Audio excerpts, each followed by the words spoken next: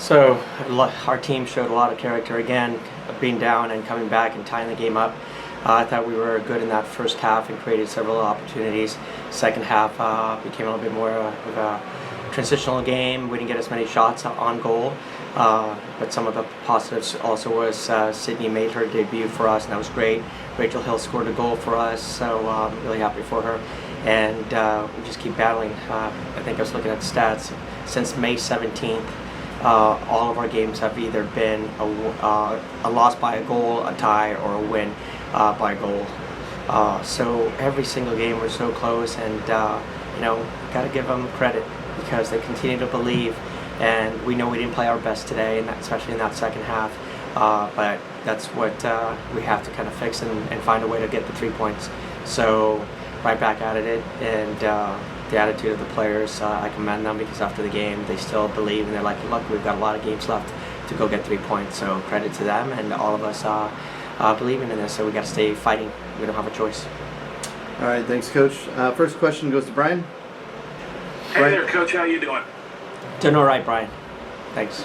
Okay, so yeah, like you just mentioned, but the situation you're in is 8 games left, 6 points out, 7 points out. It doesn't get any easier this week with Kansas City coming in, only having given up 10 goals all season. And the broadcast mentioned a stat that was LAFC's 7th goal after 75 minutes, and Bay FC has none. What do you see as the biggest thing that has to change to start turning these into results to, climb back into the playoff race? Our execution in the final third needs to be better. Holding the ball up needs to be better because we're getting ourselves in certain situations that we've got numbers up or opportunities that could come out, and picking out that final third pass. So, and then our mentality needs to be better to hold off games and not concede late, which we did today. So that's it though. It's we've got to make sure we hold on to the ball and put our chances away that we create. Okay, we're going to move on to Marco. Marco, go ahead. Hey, Coach. Disappointing loss tonight. In the second half, it just seemed like the team was off with their passes, a lot of bad turnovers that really fed Angel City's attack. And this usually the opposite happens. Usually, if you guys have a not so good first half, you guys make up for it in the second half. What happened tonight in this match where it was the opposite? It's a great question, Marco. I don't know what happened. We'll have to go back and film and see what did happen. I did ask the team at halftime, and let's not hurt ourselves, because even in the first half early on, we were getting ourselves into trouble. And I was surprised to see that we did that again in the second half, especially when we started off. We're making some passes that just led to easy turnovers, and something that we know we're a lot better. So yeah, something wasn't the same in that second half, and like you said, we've been very good in second halves all season long. Something just wasn't right, so we'll have to go back and see. And one more from me. There's 8 matches left, but we're being 7 points out. I know it's not the end of the world, but is the pressure now starting to work against you guys, and that you really need to start making up some points here? Yeah, well, the thing is with this league, that anything can happen at any given time. It's been like that for quite a few years. And there's pressure, but there's always pressure, because at any given point in time, some teams can just pull ahead and get some other points, and we might be able to, not that we might, we believe that we can. Yes, we have a very difficult opponent coming up against Kansas City, but what better way to start, and that's the mentality that we're going to have. So a little bit more pressure, but we've dealt with pressure in the past, and now it's for the entire staff and players to step up. Thanks, Coach.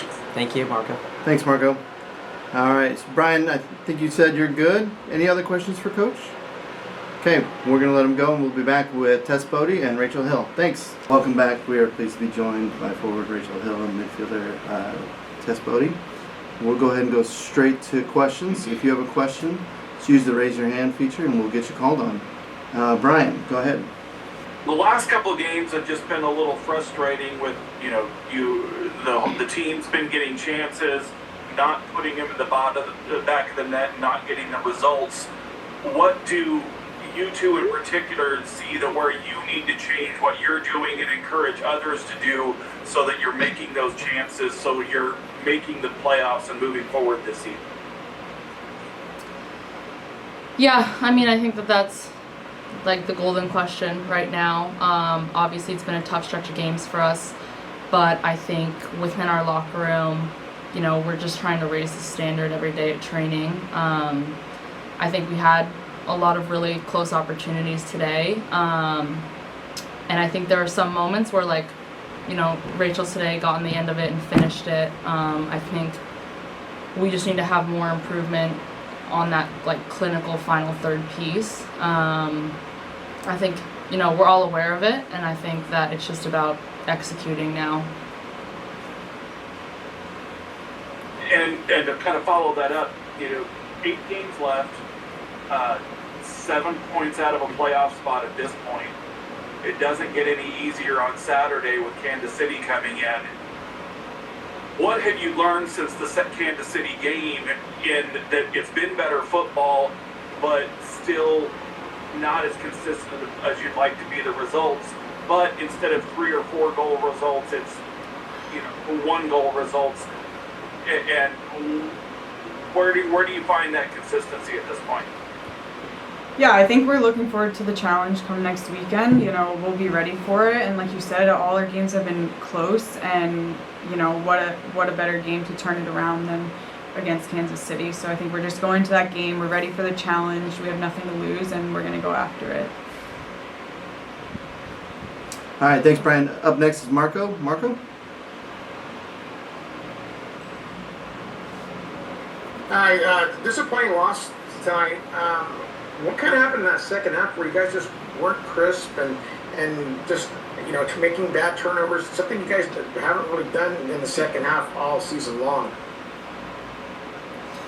Yeah, I mean, I think second half in our subsequent games have definitely been our strong suit. I think coming out today, we wanted to try to be on the front foot earlier. I think there were still some good sequences in the second half. I actually think we showed a lot more patience and longer held attacks. I also think, you know, the crowd that got a lot louder second half. That's what we know happens here at Angel City. That's hard conditions to play in, and I think we need to be better. We need to not let that kind of thing influence us. And we're back at home next week, and so kind of knowing that that's also our 12th man, and so leaning into that. Against a team that, you know, doesn't really have as much to play for. Kansas City's clinched. We have everything to play for, and I think we're just going to lean into that.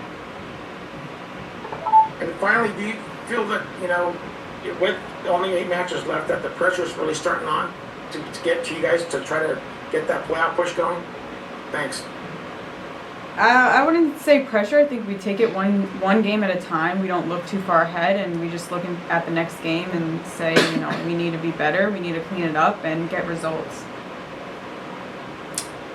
All right, thanks, Marco. Do we have any other questions?